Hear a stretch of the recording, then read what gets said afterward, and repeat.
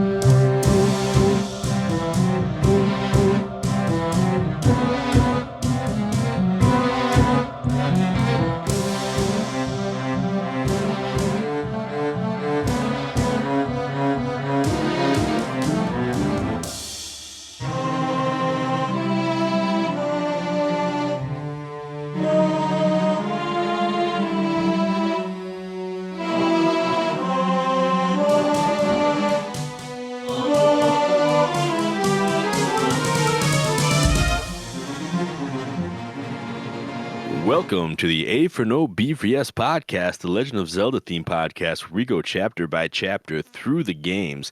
This week, we're covering a whole lot leading up to the Spirit Temple. We're starting from the Ring Ruins quest, which we completed last time on the show. But here we are. I'm your host, Ryan Fonzie, and with me, as always, I'm Cameron Hagee, a faithful dweller of the Spirit Temple. And I'm Anthony, and I'm drinking a large pistachio amaretto latte with oat milk and lavender lemon whipped cream with 2 shots of espresso. Don't wear it out, it's good. You got espresso in that? you got amaretto in there. Yeah, there's amaretto in there, too. Don't mix your uppers with your downers, bro. No bueno. Get a shot of NyQuil in mine, brother. I'm drinking a decaf. I've been doing decaf after 2 for a while. It's great. I love it. I told you guys about that in a different episode. Yeah, I'm drinking water. Wait, Probably one of my favorite changes I've ever made in my life. wait. I also drink water throughout the day. So that, yes. I don't think stuff. I've had any caffeine today. No, I said that wrong. It's an amaretto nut, not the liquor. I was confused when you said it down there. I was like, wait, what? No, it is an amaretto nut. Yeah, just the amaretto flavor. Like amaretto typically is a liquor. Like, what are you talking about? I don't think that these nuts have, The hall in here. Okay, cool. So, guys, speaking of spirits, we got a ways to go. So I already told my co-host before we started recording this, but for the sake of you listener, just a little bit of a disclaimer. We're doing kind of a Spark Notes version of this. There is a lot of ground to cover and a lot of detail that's not particularly deep. So I feel like we can kind of rush through some of the plot here for the sake of sharing some individual experiences. This is a part of the game that we all kind of found and got to at different parts of our playthrough. And I think only maybe one of us did it in proper order, but maybe that's not even accurate. We'll see when we get into it. But since we've now completed the Ring Ruins, Taro will ask Dr. Calip if he can go over towards the Poplar Foothills Tower to investigate the Zonai ruins. So if you want to meet up with Dr. Calip, you can go over there to the Poplar Foothills. This will lead you on a quest that goes right into the Zonai ruins in that area, kind of down in the Pharaon zone, where Dr. Calip is, doing his researcher thing where he's kind of standing around deciphering some ancient text. And the text basically leads you to 3 separate hidden rooms along the river, each one described by some part of the dragon or the snake that the river is. And each one gives you a different piece of the charged gear. My favorite set in the whole game. Yeah, and it's the only story relevant set. It's the only set that you get while doing the main quest.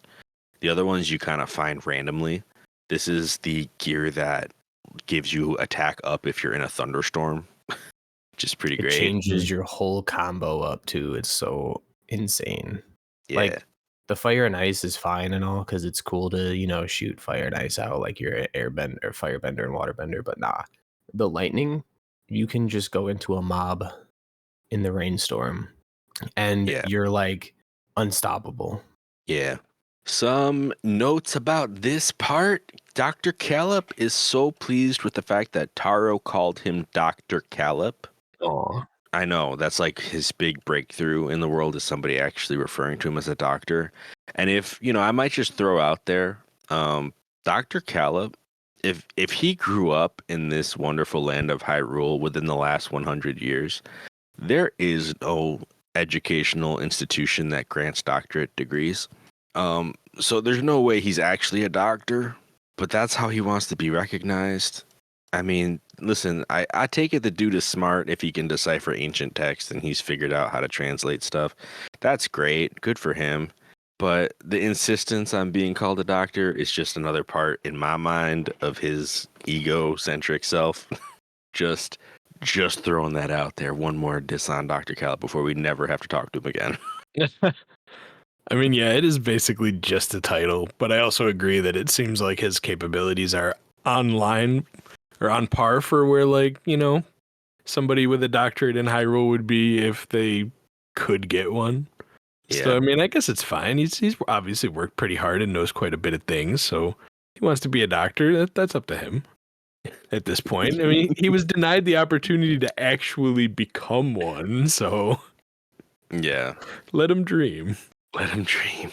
Some Sheikah researchers maybe are in agreement and just yeah, he's a doctor, of course. All of the top names in the research industry agree. I mean, he's of a high caliber. Oh gosh! All right, that was disgusting. I award you no points, sir. That's bad. So the other thing about doing this quest, getting these 3 pieces of the charged outfit, is that it does allow us to also shut down an entire storm that's happening up in the sky. I don't remember exactly how that cutscene works, but what I do know is you activate these 3 towers and suddenly the storm up on the Sky Islands goes away. I should note that this is the way the game will walk you through this section. This is not the way you have to go through it. So if you wanted to go up into these Thunderhead Isles before this, you could. It's just that visibility is reduced down to next to nothing. Yes. Every step you take, you will fear for falling off. Yeah, it's pretty harsh. But there are a couple of islands nearby that you can use to kind of skip on over there. If you already have some fast travel points, that helps. But, you might not yet. I think the first time I ever got here, I flew off of the actual main island, the Temple of Time zone in the beginning. I always forget the name of that island. Central Sky. Great Plateau? Or no? Well, this game's Great Plateau, yeah. The Great Sky Island. Probably that, yeah. Thunderhead Islands are cool. I think you can get some sage wills on here. There's there's 2 shrines. One is more important than the other. Mm-hmm. But I will say that before I ever cleared the storm, I did both of them. But that's another thing for our personal experiences with this.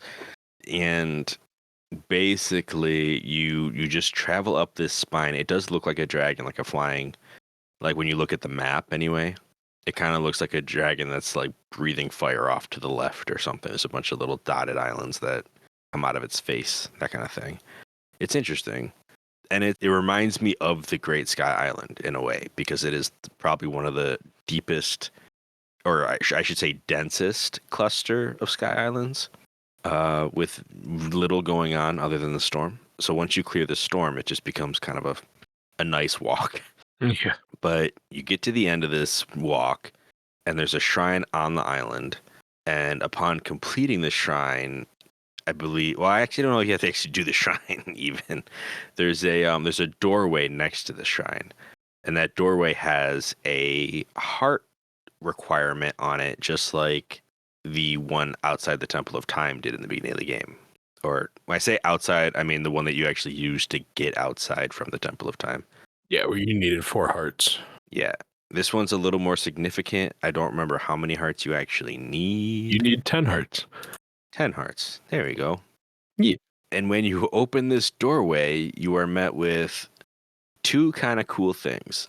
One is what appears to be some kind of Zonai mask helmet looking thing on a pedestal. And the other one is a giant, it's almost like a chute for aircraft to deploy from, that leads right down into a canyon. And when you get up to this mask thing and you touch it, pick it up, what have you, a giant beam shoots down into the canyon, kind of like one of the ones where whenever you find one of those Zonite crystals, yeah, it does the crystal thing to lead you in a direction. You got to take it towards the beam. Towards the beam, yeah. So I think on land it's Tobio's Hollow. It's like that big, like hill cutting down into the Gia Highlands.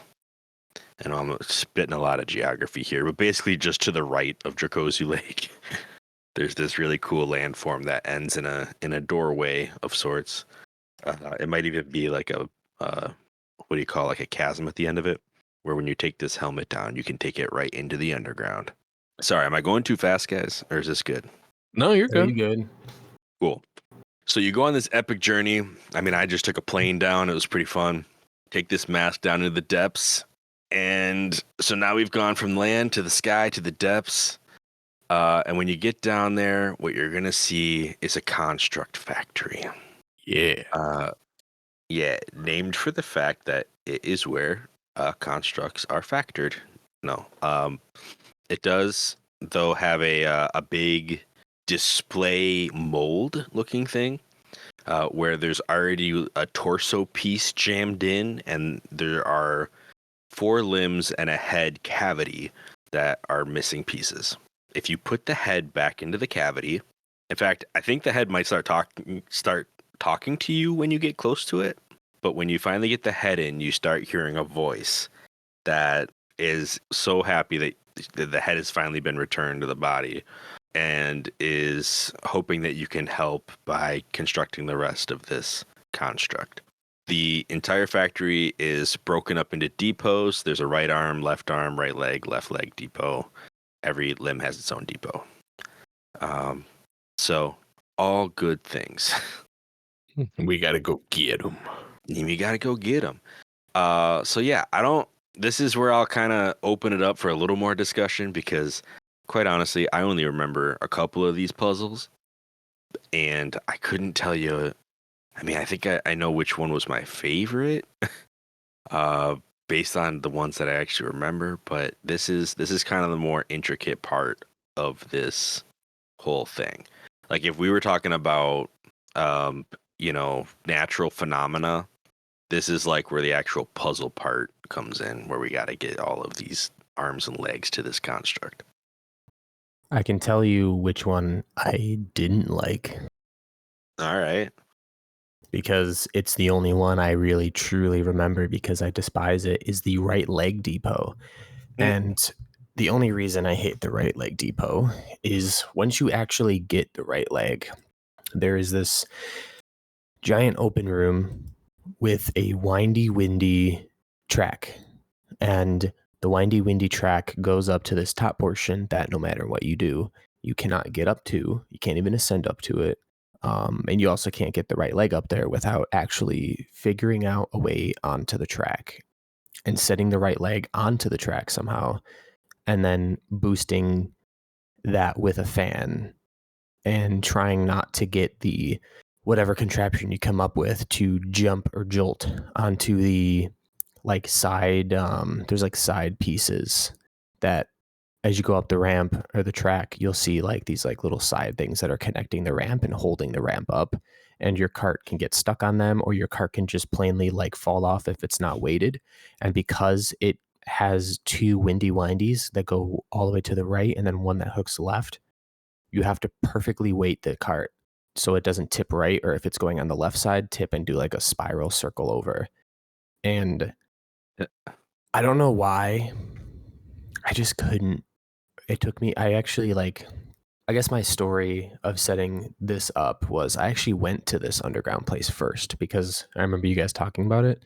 And this was the first depot that I like found and got in. And I had no clue what I was doing and I couldn't figure it out.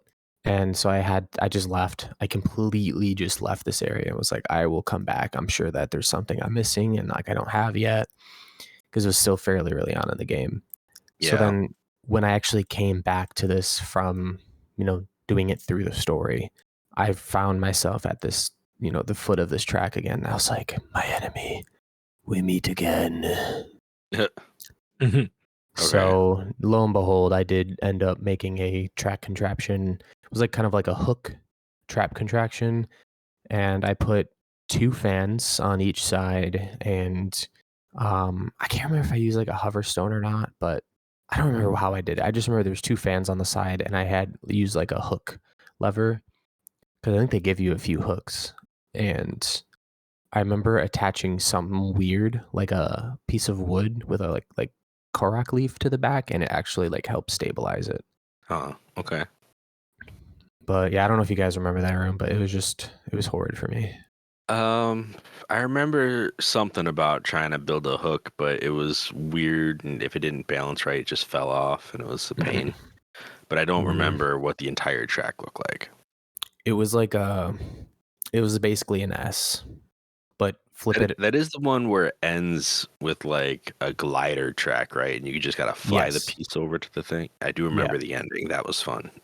Yeah, no, that was fine. And getting the piece was fine too. It was just that track trying to get it up onto the platform to take off was like the annoying part.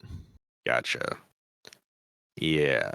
The one that I liked the most was actually the lava one, I think. Because I felt like it was the right amount of challenge to figure out, like just wheeling across the lava and then using wheels to open doors using a chain. I thought that was kind of cool. And I mean, I cruised through it. Like, it wasn't something where I really got stumped by it. I was like, oh, lava, I need big wheels. This is fine. And you just kind of like, go back and forth, and it just felt fun. So I actually did something different, and I looked online after, and I saw the wheel thing, and I'm like, wow, that makes a lot more sense. Yeah, so I didn't do that either. Did you do the bridge? The stone bridge, you like cool the water and then make a bridge out of the cooled pieces? That's what you did. To get across the lava? Yeah. I think I did do some weird like that. This wasn't the part that I remember. I know I didn't use the wheels in the way you're supposed to get across the lava. I think I might have used like some spike shenanigans to like hold it up halfway across, and then got across myself and then just grabbed it. Oh, okay. But with the doors and the wheels, I actually used a spike. Like I held the door up, and then I used rewind to keep the door up, and then I put a spike in the side to keep it up even when the rewind ran out. Jammed it up there. I just jammed a spike up in there instead of recreating the wheel thing. I tried, but I couldn't get it to wind up the right way.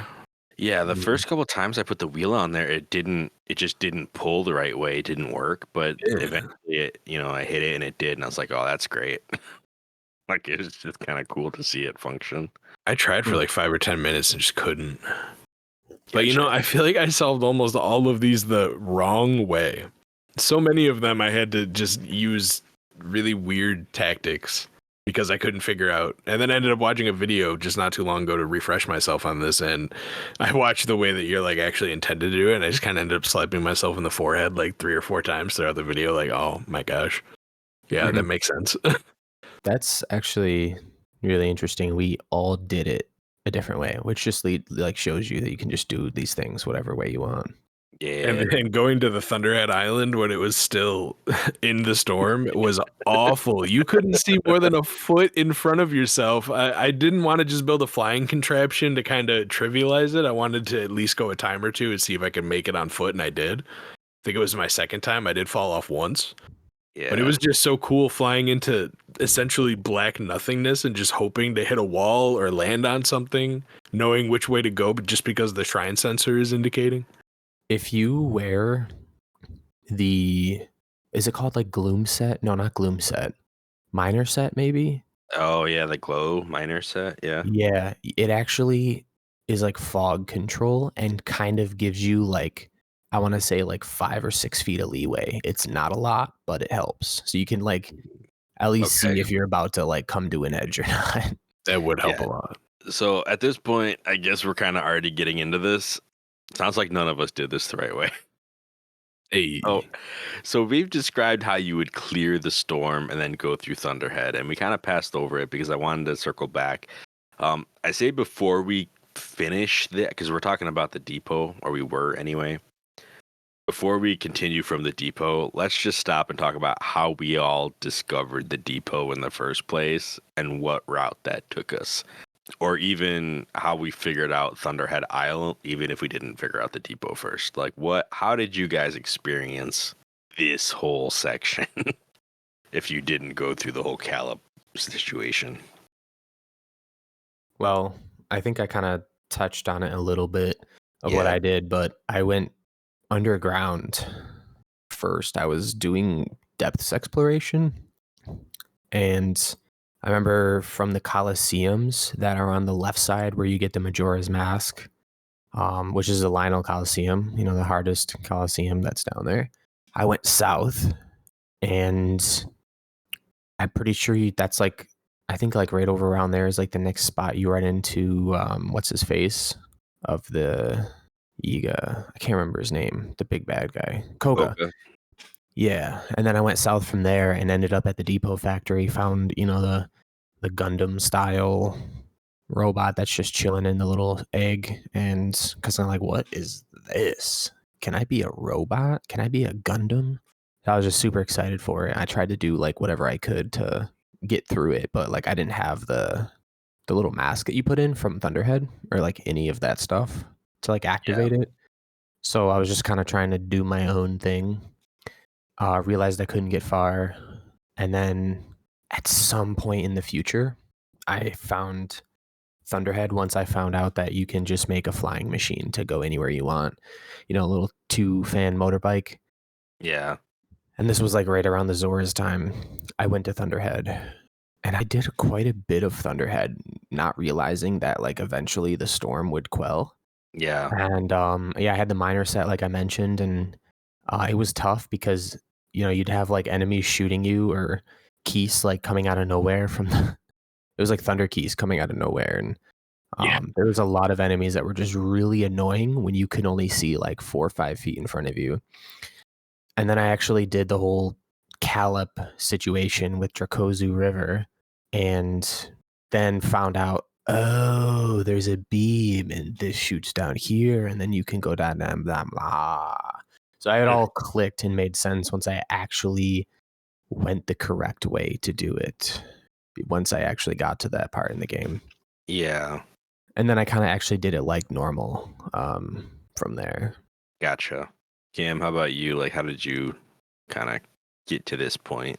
I mean, I'm pretty sure I just asked you, actually. Because you talked about finding something cool, and then it led to something big, and I'm like, well, how'd you stumble upon that? And you kind of told me about how you found the island and stuff, and then I just went to the island.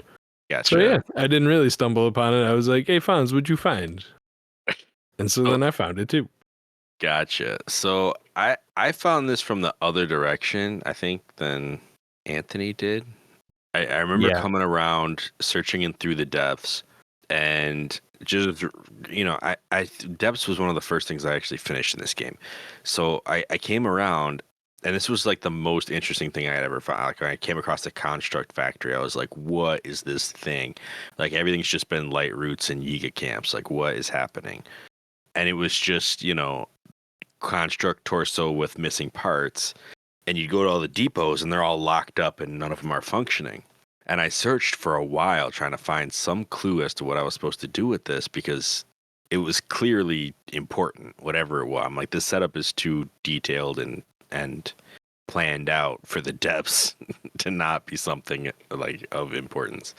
So I remember going through the construct factory and there's like a pagoda style architecture to it.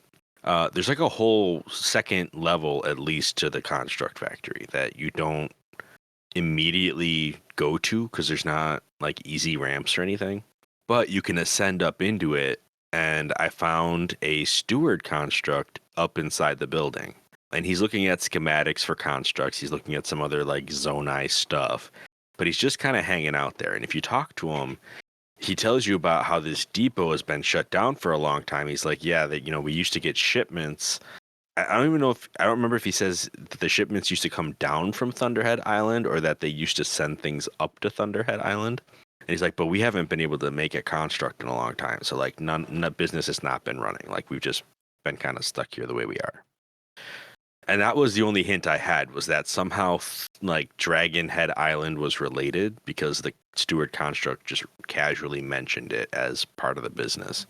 So I went up to the island. This was like after, you know, a long time trying to figure this thing out, talking to that construct a few times, circling around a few times. But eventually I was like, okay, I got to get to this Dragon Head Island. And I flew over to Thunderhead, and yeah, just rainstorm. You can't see 3 inches in front of your face.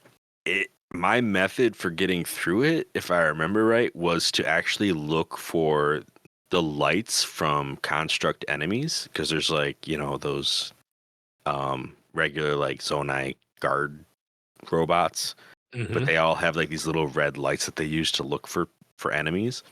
And if you find that, like, they're one of the things that you can actually kind of see through the rain at some distance. And I would use those to figure out where there was footing. Like, I'd be like, okay, there's an enemy over there, so there's got to be land over there. So I would jump towards them for that way.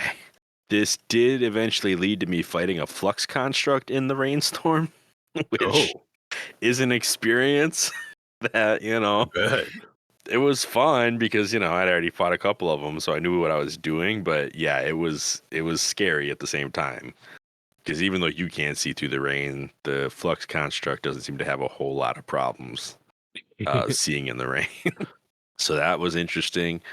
I remember doing some things with like trying to use the bright bulb seeds to light things up, but that didn't work as well as I'd hoped it would. Yeah, I tried that as well. It didn't really help. I think what helped more was throwing like lightning fruit, you know, the zap fruit at stuff, because when it hits, everything's wet, so it'd make a big yellow orb. But if that hit any edges or any kind of like I don't know, any kind of structure or wall, yeah, you could kind of see the texture of it because it would cut off the orb. So you'd be able to actually kind of make out shapes of landscapes and stuff like that. And between those methods, I eventually got to Dragon Head Island, where if you walk around that island just a little bit, you'll catch on to a spiral, like the green spiral of the shrine actually does show through the storm in a really cool way. But it'll lead you right to it. I will say I did not do this on my first attempt. I had to try at this island quite a few times. In fact, I think the time I actually found what I was looking for, it was a lot more gliding than my other attempts, because I think I just tried to shortcut it and say, okay, I'm here on the map. I need to go over here. Once you're at the island, your radar doesn't work anymore, so you kind of have to gauge it from before you're in the storm. That's another trick that can help you, is if you approach the storm from high above, or from, you know, you get a good line on the island you actually want to get to, you can actually see it for a bit on the way in before the storm takes over. So if you get yourself lined up really good, you can kind of cheat your way to the island that way. I was gonna say you can actually just fly right in to the Dragon Head, You the main can. island. Oh yeah. You can cheap If you- it if you don't want adventure. Yeah. But who wants that? Come on. I think And the shrine that's- sensor does work in it though. I Yeah. think it does because I'm pretty sure that's what I followed to get to where I was going. I don't know that I had the shrine sensor yet. If I did, I was not using it. I should have been. I did not. I guess part of me didn't even know if I was looking for a shrine or not, so I didn't know to do I that. still don't have the shrine sensor. So I still went through the whole Ring Ruins quest. I still did the thing with Calip, and I cleared the storm after, it was kind of useless. So long story short, I did this when I only had one sage. I did Tulin, and then I got to this point. Let me think. What else is there to... It was a really fun part where you had to ride one of the limbs down through a river. You guys remember that? That was cool. I like that part. I remember what I was going to talk about. There was one more thing on Thunderhead Island. There was another shrine up here, and I had every other shrine in the game done before I had the storm cleared. And that was the one that I actually had to look up because I was like, where is this last shrine? I'm getting so frustrated looking for it. And it was like, it's in the Thunderhead Island. So I went back there in the storm and I found that one in the middle of the rain as well. Oh no. I don't recommend it. I recommend clearing the storm now that I've done that. But yeah, good stuff. So yeah, back to the actual construct factory now that we've talked about sequence breaking the game. Hey. That was the route I took with this very early on. This was an early game for me when it's not really supposed to be early game. I think I also only had one or two sages at this point. I'm not sure if I had the Goron yet or not. Bonobo? Bo. Bo. Yeah. Bo. Yeah, Bo. Yeah, it's a good guy. Love Bo. I know Bo. Yeah. But you're right. There was the left arm depot had the fun river ride. Fun river ride. There was another one where there's just a lot of rockets. It was just like blasting your, your construct part all around the area, which was a lot of fun. That's probably one of the easiest ones to do. As long as your rockets were aimed right, you were good. There was one with small wheels, if I remember right. Is that the one you had to go across the lava? You had to go across like an electric bridge, something like that, with There was, small like, wheels on a diamond shape. Yeah, you had to attach a wheel and kind of move it. That was one of the ones I definitely didn't do the right way. Yeah, that one I think was pretty cheesable if you are good with recall. Yeah. But yeah, that was an interesting too. But I guess we do get all of these arms and legs back to the construct, and we have created our very own Zonai construct. It's basically a mech suit, except you don't wear it, you just ride it instead. And it's so much better than all the other constructs. Yeah, it's amazing. You can attach something to the back of it, as in a Zonai device. It doesn't have to be a Zonai device. You can attach random things to this as well. I personally, every once in a while, will attach just a big boulder or a rock to one of the arms. Hey. You get a right arm item, a left arm item, and a back item. Attach the back that item case for knowledge. or the bookcase if you really want. Yeah, the back item is useful if you want to put a fan on it. You can move faster. Yeah. If you want to put a rocket on it, you can get one good jump out of this thing. I haven't tried too many other options because I'm pretty sure if I put a wheel on it, it'd be pretty useless. I love having a cannon on one arm and then some kind of like high level enemy part on the other, like maybe a black bokoblin horn or higher. Nice. Mm-hmm. So I have one solid melee weapon, and then that range cannon is so nice. Or a flame emitter. It also surprised me in the depths. It basically negates gloom because you just walk right through the gloom. Yeah, you can just walk right over gloom with this thing. That's why it changes the entire depths game. That, and if you give it something heavy, it's pretty solid at smashing rocks and mining. Like, you usually don't have to hit anything twice with it, making digging through rock and mining way more convenient. It is the best sage. And by that, I mean we're going to find out why this is attached to one of the sages. Quality of life robo. Quality of life robot in the depths. So Yeah, the when next we- thing that we're going to do is take this on a journey through the depths. You know, there is one tiny little detail I want to mention that's funny. When you complete Mineru's body, her spirit comes out of the Pyrrhapad and into the body. So Yeah, it's just been Mineru's spirit chilling in the has Pyrrhapad. been with us the entire time, pretty much. Yeah, And we'll find out soon that that's not exactly what she had planned. And once this is built, she introduces herself, right? She's like, "I'm Yeah. It tells Mineru, us that we have to go get the stone or something. Secret stone. yeah, oh yeah, right, her secret stone. We gotta Anthony have was a right on secret top stone. of it. He knew. Baby got parents. Secret stone. So, Secret so stone, this parents. we should mention that this is the one sage who doesn't have a conniption about the secret stone because she's well aware of it already and the imprisoning war and everything. Like, there's no surprise. She was there. Yeah, this She was is at this is a I-Day. sage of a different kind. Like, she has just been this whole time. You built different. She's that war veteran who's just like, yeah. I She's was like, there. Descendants? What? Legacy? Nah, none of that. I'm just gonna be around when the time comes.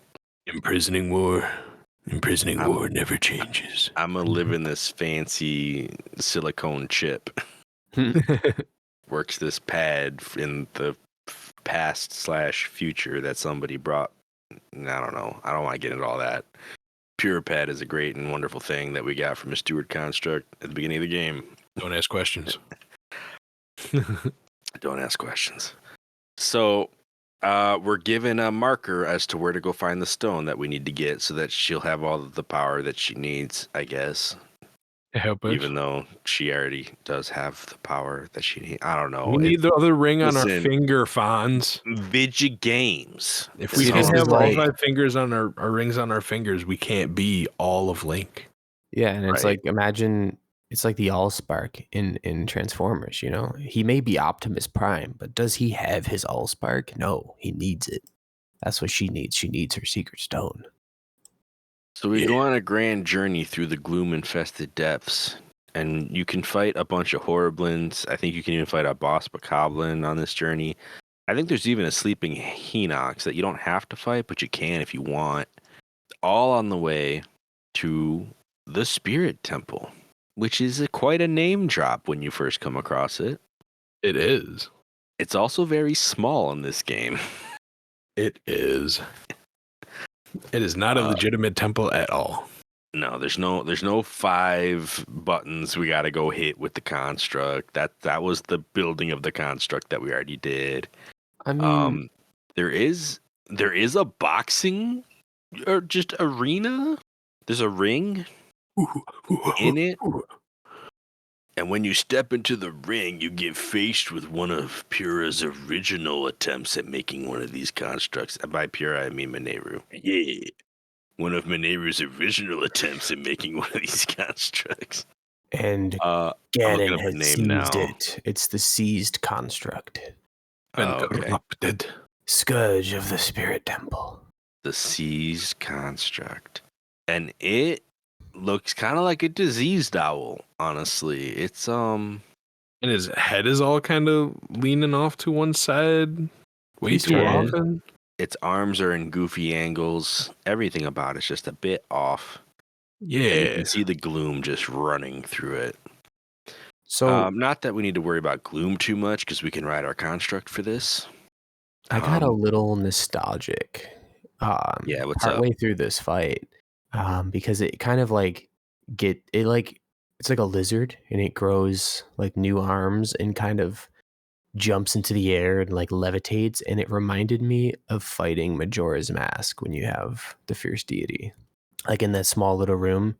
It kind Okay. of was like a robotic version of that. It's like flinging all around and It does have similar eyes, yeah, you know, too. Like the mask itself is not, it's not the exact same shape, but it is of a similar shape. it's just So really I creepy. could see that. It reminded me of Rock'em Sock'em Robots.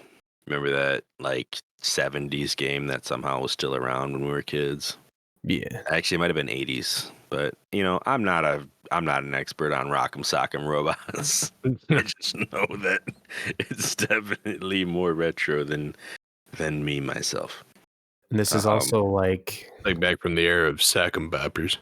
I think Sock'em Boppers were maybe a little bit later, but same naming convention. and this is basically like I forgot his name. Like, was it Skirvo in Oh yeah. Skyward Sword?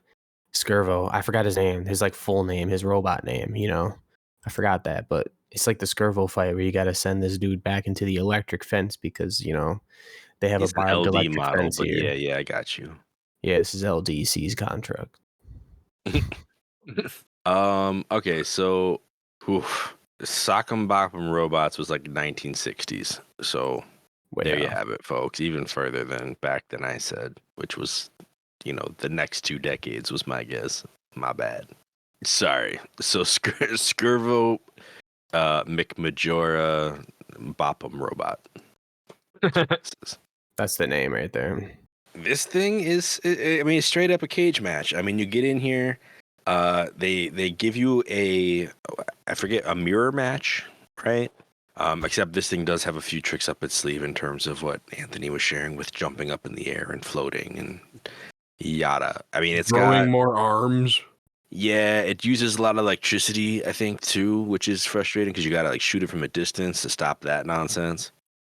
But when you're first introduced to this fight, it's just smack the thing, it will slide backwards, and if it hits the fence, it'll get zapped. So you can do a lot more damage if you push it, if you basically sumo match it out to the edges. Once you do that once or twice, it starts getting mad and getting more tricky, and then you have to do a few other things like knock it out of the air first before you can get it into the ring. That, and it'll be constantly shooting like missiles and stuff at you, which is not fun. Or you gotta like shoot its barrier down or something with a cannon. Yeah. It was fun fight. I wanted to cover this before we do some other stuff because mild spoiler, there's another one of these things in this game that is also like an interesting fight, like a unique fight. I'm not going to tell you what it is or where it is, but this isn't the only one. But this is the first one that I wanted to talk about. I didn't want to talk about the other one first, so we saved that for later. This one is pretty cool. Robotic Macho Man Randy Savage was defeated. Beep boop, brother. It's too hot to handle, too cold to hold. Yeah, no, he gets defeated, and then you know what we get. You know what we get. Seeker Stone. Yeah. No. Yeah. Oh. Yeah. Dang it. Okay. Yeah, we do. Back on track. And along with the Secret Stone, we actually find out that was the robot that we just defeated that Mineru had planned to introduce or to meet us when we came back, or to meet us when, because Zelda was in the past telling them that we need to prepare for Link, who's going to be on the journey. So it would be like after your interaction and after Zelda went back to start that whole process going. We find out that was the robot we just destroyed that was supposed to greet us and bring us down there to meet Mineru so that she could guide us through the whole process of getting ready to defeat Ganon. But that process was thrown into chaos because Ganon took control of that construct, which is why Mineru wasn't able to do anything and just kind of sat in our pad until we eventually discovered her. Yeah. So we ended up doing all those things without her, and she ended up being the last person we find. Canonically, I think, yeah. So some cool stuff. We get the stone, but we also get to see Mineru herself, kind of in like a ghostly form, at least for a little bit, right? If I remember right. Maybe not. But we just go to that smoky other world. Yeah, we do that kind of thing where it's like the sage meeting room, and she shows us a cutscene, which is basically a memory, but it's her explaining more about the imprisoning war. And this is like the most unique sage experience we get in the game. Unfortunately, it's also, I think, memory 14. So we are going to save the deep analysis of it for our movie night episode. But for now, what I will say is that she explains a lot more about the past, what happened, how the actual battle with Ganondorf went with everybody, like how he got sealed, what that looked like. A lot of cool stuff in that cutscene. And I think she even goes and shows you more of some other like plot critical things that we're again gonna talk about in our like super lore of the past episode. Lore of the past. Yeah, but other than that, if you don't have the Master Sword yet, which I know some of us still don't have, she will implore you to go find it. That's true. Yeah, Which I still didn't. Just Okay, do it. just go find that sword, bro. You And don't wanna Pura get later is powerful? like, hey, you should go find that sword. I'm like, everybody in the sword. How are you gonna But steal the darkness without it? Is what I'm saying. if you don't Silver have Lionel to horn. find the sword, Pyrrha kind of just is like, well, this is it, champ. It's you and Dad. That's it. Ready to go? You ready for it? That's kind of basically what she says. Slings a towel around your neck. You ready for the bell, champ? Yep. You're prepared. You got your monster parts. You're gonna hit him with the left. You get him with the changeup. Like, oh, all right. Below the belt, it's fine. It's gaining. We don't need a fair fight. Below Just the need a belt, fight. Mama fight for years. He don't care. It's all fair Oh, game. no. There ain't no blood in that body. Don't worry about it. Oh my goodness. So yeah, we get our fifth sage, and our fifth sage is a giant robot friend. I'm not gonna lie, you know how back when we were talking about Llewellyn, I had talked about how to clear the whole area out. I had made this construct friend that just destroyed the entire beach. That was before I got Mineru, and then when I got Mineru, I was like, well, what do I have this friend for? Like, I got this other major construct now that's like canonically correct and actually walks right. Like, what? I don't know. I still have it in my saved thing, and I actually ended up using it towards the end of the game, which is gonna be another fun story. But yeah, this was kind of like, wow, all right, the game's just gonna give me the Gundam that we're all trying to build. That's cool. And she is a powerhouse. Yeah, very cool character to have with you, especially if you get it early, because it makes Gloom so much easier to deal with. It makes mining so much easier to deal with. Like, there's so many times where I just put a cannon on her and just shot my way through a cave, when they clearly, thought you might be using like a claymore with a rock on it. I'm like, nah. That's what my robot friend is for. So yeah, definitely a huge convenience factor. I remember when I first got her, I think I even told you guys like, yeah, I'm playing a different game now. Like, this is an entirely different tier. Like, if I was gonna replay this game, I would still try to mainline Mineru first, just to try to like get all of the abilities that she comes with. The only problem is you need to have 10 hearts, so you gotta do some stuff before. But This is true. yeah, but yeah, I like this part of the game very much. Like, it to me, a lot of the stuff that we've talked about with the natural phenomena and all of that, like it's good. Like, it goes up and down. Like, I feel like the wind temple and the what was it called, the lightning temple, I think it's, yeah, those two were like amazing.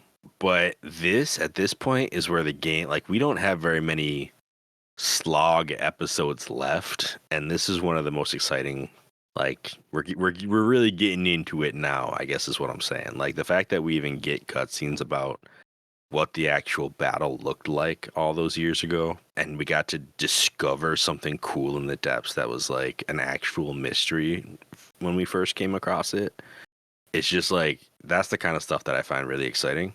So I don't know. I'm kind of excited to go through these last few episodes with you guys. I guess that's what I'm trying to say. But yeah. So This was one of my favorite parts of the game. I'm gonna wrap something up that I've had as well. My little segment for the secret stones, since this is, I guess, one of the last secret stones. Yeah. And I did find a few cool connections. I don't want to go super in depth with it, but yeah. So she has the spirit secret stone, which is purple. That would be the crown chakra, which kind of makes sense because, Mineru got that knowledge. Okay. And to kind of go a little bit more in depth, some cool connection that I kind of thought of with our time with Link to the Past is crown chakra actually is called Sahasrara. Translated to Japanese, obviously, Sahasrara. Kind of made me think of, our old teacher back in Link to the Past and how he's very intelligent, very smart, kind of like the guiding character. Mineru is a little late to the game in this one to really guide us, but she kind of does put everything together for us. Mhm. So it's kind of a cool connection. And then some of the things with Sahasrara chakra. I always want to say Sahasrara when I say it, but it's Well, yeah, I Sahasrara. mean, we're kind of conditioned at this point. um, but some of the coolest things I found, which just 100% just speaks to Mineru's character, is a lack of connection to the world. So obviously she's not been a part of the world for how many millennia, and she's only living in this robot, living in this tablet. She just has zero connection almost to the world left. Hyper spiritualization is another kind of like condition with the sign of crown chakra. And then some questions you might ask yourself if like you feel blockage in your crown chakra is, how am I connected to the world? How can I improve myself? How can I keep improving myself? How can I become a better version of myself? How can I use my knowledge to keep on building off of and bettering myself? And I just kind of thought of that, like she's always on the like scientific route to try to better herself. Like obviously she makes like, I need this robot. No, now I need this robot. I need to make a better robot now.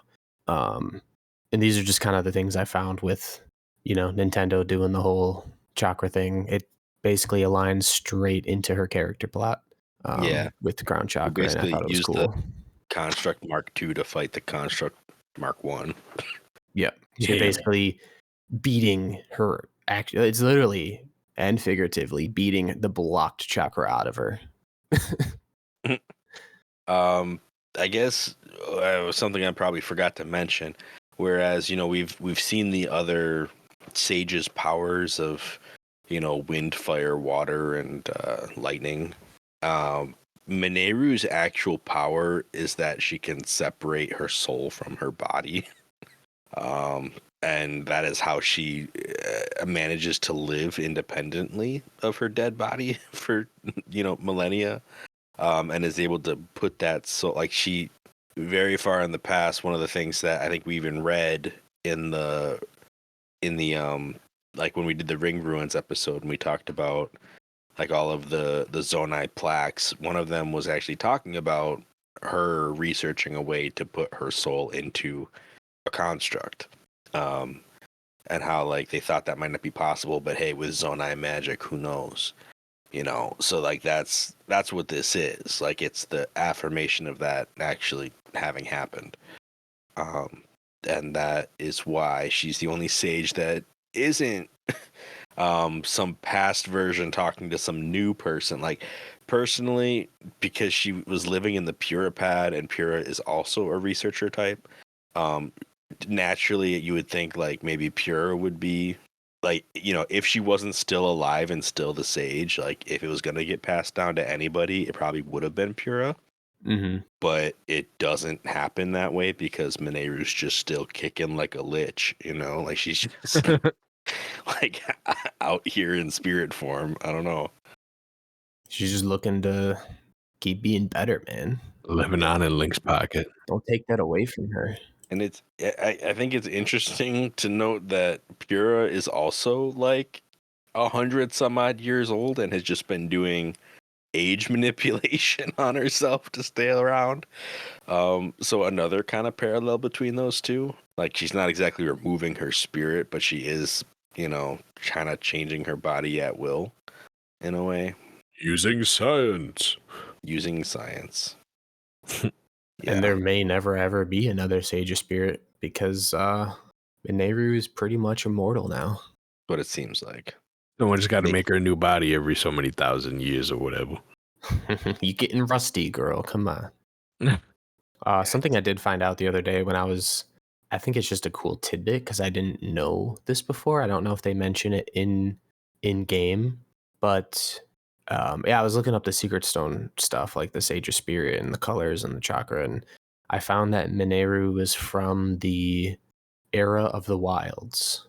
Like same with Rauru. That's like, where Zelda was in the stories that or the videos that, if you've been keeping up with those. So it's called the Era of the Wilds. I never knew that. I thought it was a cool name drop that we actually know. I don't know if like maybe if you do the notes, like what's his name, who does like the stories and transcribes the stones, if he maybe name drops it, but yeah, I don't remember. I don't remember that name for the period. Yeah. So yeah, I mean, if you're good, I mean, I feel like that kind of sums things up. I think that's a really cool point that you had about the crown chakra and all that too. Yeah. But I can go ahead and probably end this one out. We get ready for our next couple episodes here, right? The last episodes. Right. Final stretch. Well, after this we only have 3 left. So next time around we're gonna see what the Yiga are up to. Then we're gonna have our movie night after that, and then after that it's the finale. We're pulling it all to a close. Like we are in the end game at this point. So y'all get ready for it. Yeah. We're going to put Ganon where he belongs. Right. And Cam's going to get that Master Sword. We'll see. He has every tool he needs to get it. He just ain't got it yet. Are we leaving that for the last episode? We are leaving that for the last episode. Okay. I feel like it only makes sense. I mean, we could put it in the movie night, but either way, it's going to be one of the last 2 episodes. All right, everyone. So this has been our episode of A for No, B for Yes. Be sure to check in on the finale 3 episodes of this season coming up soon. Otherwise, we will catch you next time on A for No, B for Yes. B for Yes.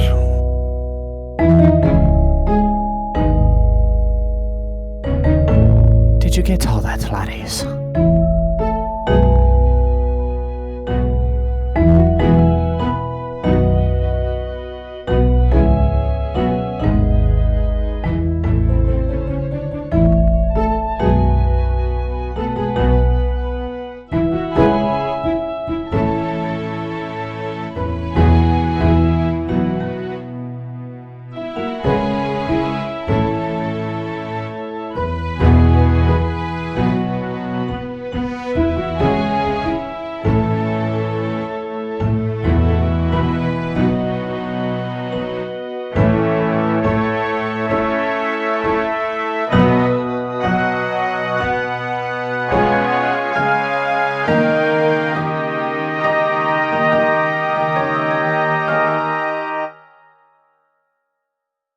Long story short, I guess Mineru was my second sage.